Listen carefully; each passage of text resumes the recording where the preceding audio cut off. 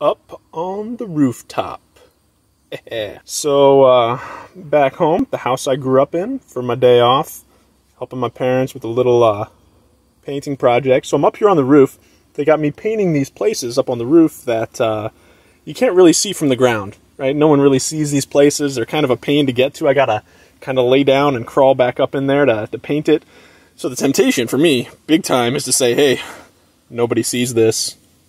Let's just let it go, right? Who cares?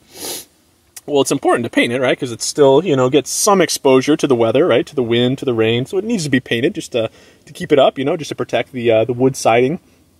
Same is true in life, right? There's parts of our life that no one sees, right? But in some way, it's those parts of our life that really define our character more than any other. There's a great country song that says the same, right? Who are you when I'm not looking? Right? So who are we when no one sees us but God? Maybe that's who we really are, right? Are we still people of virtue? Are we still people of prayer?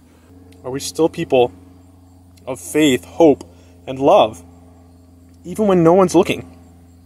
So, what are those places in your life where no one's looking, where no one sees you? How do you act? How do you live in those places? Is it still with virtue? Those just might be the places that define us the most. Now, time to crawl back up in there and do a little more painting. Don't tell my parents that I'm slopping some on the roof, please.